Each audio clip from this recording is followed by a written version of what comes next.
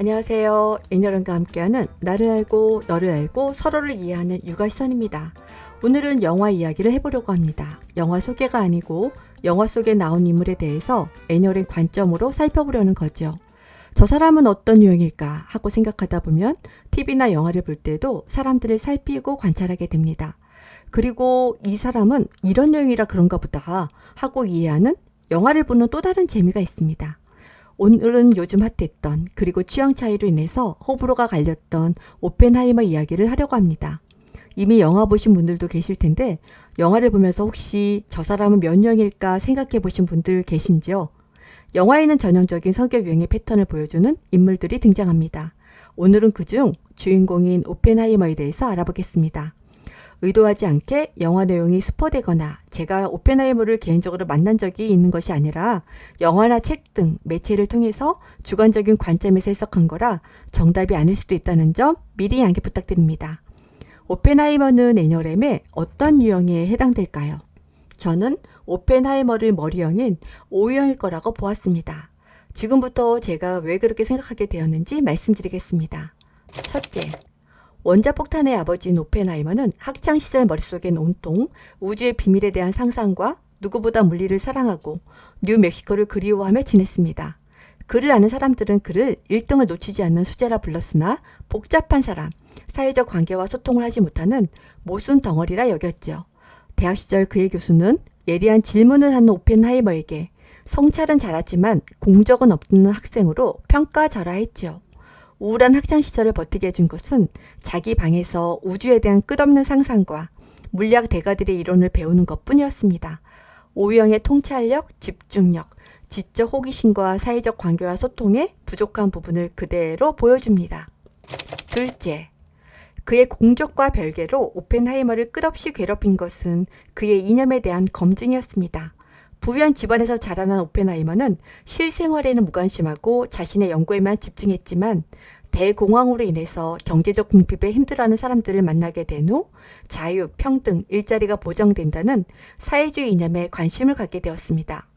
동생, 부인, 연인을 포함 과학자 등 공산주의자들과 긴밀한 관계를 유지했지만 그는 공산당원은 아니었습니다. 단지 이념에 관심이 있었을 뿐이죠.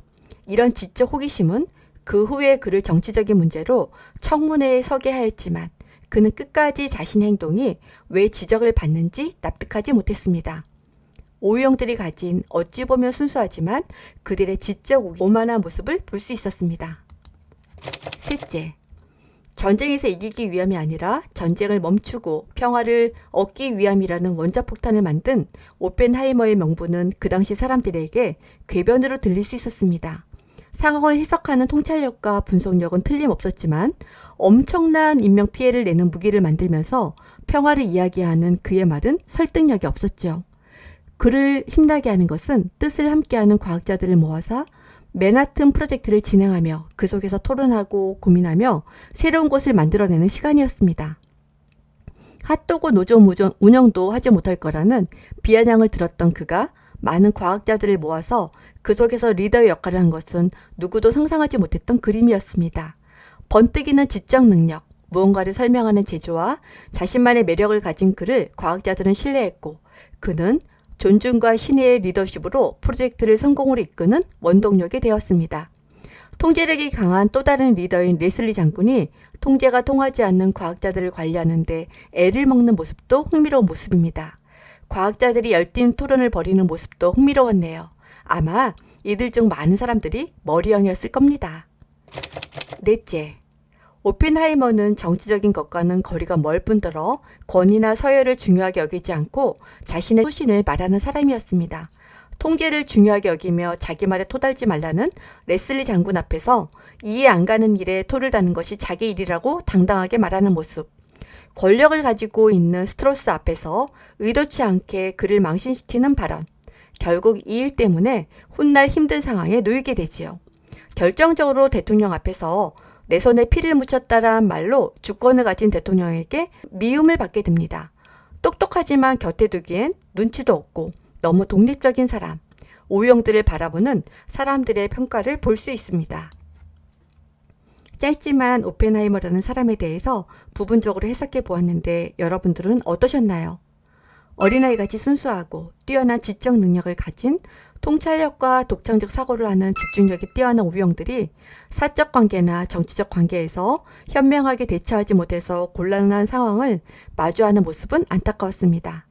청문회에서 온갖 수모를 당하면서도 자신의 생각과 입장을 조금조금 설명하는 그에게 그의 부인은 이렇게 말합니다. 당신은 왜 그들과 싸우지 않냐고요. 여러분이라면 오펜하이머에게 어떤 말을 들려주고 싶으신지요?